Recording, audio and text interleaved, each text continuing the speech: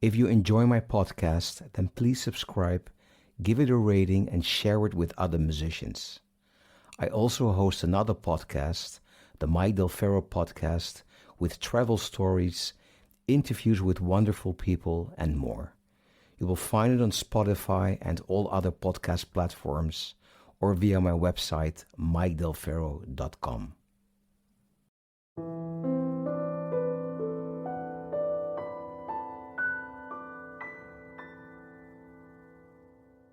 I want to share with you how I have created my database and how I set it up in such a way that I always can find the contact I'm looking for. I've been working on my database for over 20 years. And if you follow up on my advice, you will be very grateful in a couple of years, having your own database with thousands of contacts and easily find the contact you need.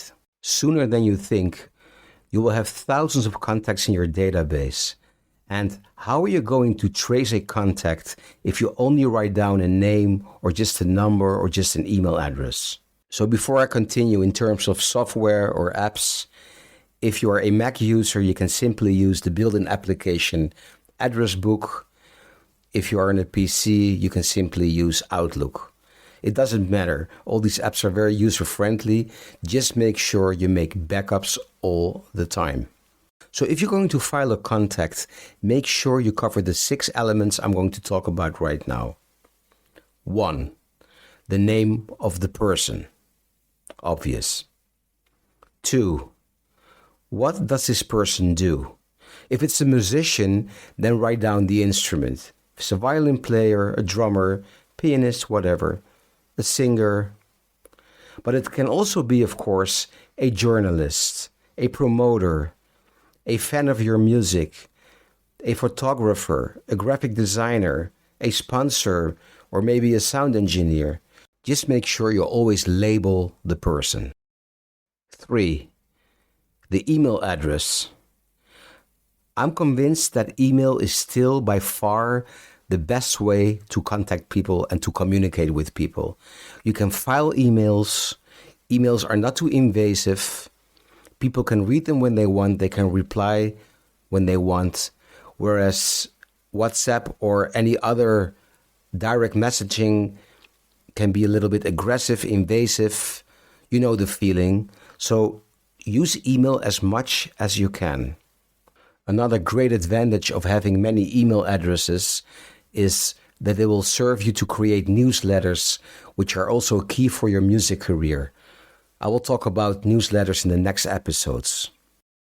4. In case of a festival, which usually takes place once a year or even every 2 years, find out when the festival takes place and make a note in your agenda when to contact the promoter. You also need to be aware of the general timing of a certain country.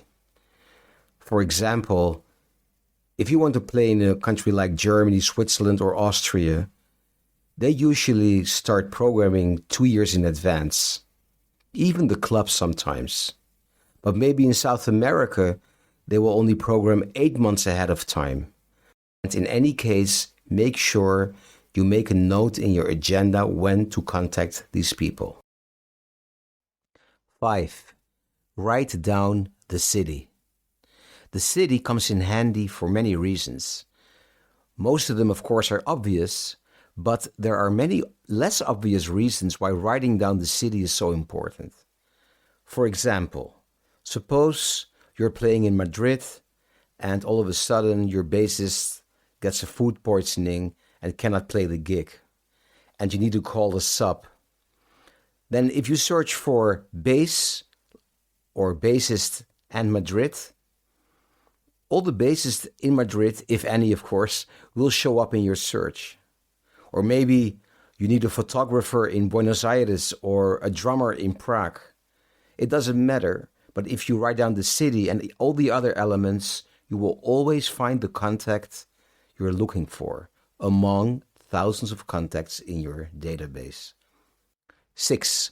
Write down the country.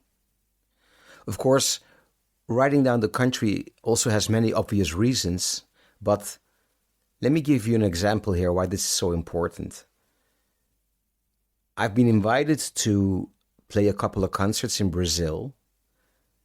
Brazil, of course, is very far away from Europe and very costly to get there. And after the tour in Brazil, I still have like a week. And I remembered that this promoter from Argentina once told me, look, if you're going to be in the region, drop me an email. Who knows, we can do something. And I had forgotten the name of this promoter, but then I searched for Argentina. All my contacts pop up, and there was the promoter. I wrote him, and now I'm playing 3 extra concerts in Argentina. So again, if you add a contact to your database, make sure you add all these 6 elements. And what I strongly recommend you to do, if you have a rainy Sunday afternoon and you don't feel like doing music, go through your contact list, which you have now, and make sure every contact has the 6 elements. Be persistent, and you'll be very happy in a couple of years. In the show notes, I'm going to put an example of a contact using these 6 elements.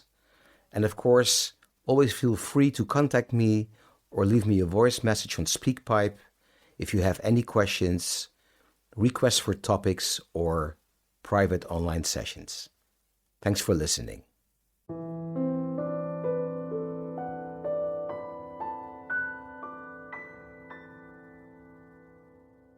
If you enjoy my podcast, then please subscribe, give it a rating, and share it with other musicians.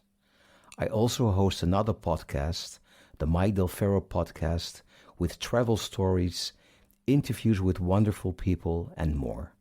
You will find it on Spotify and all other podcast platforms, or via my website, mikedelferro.com.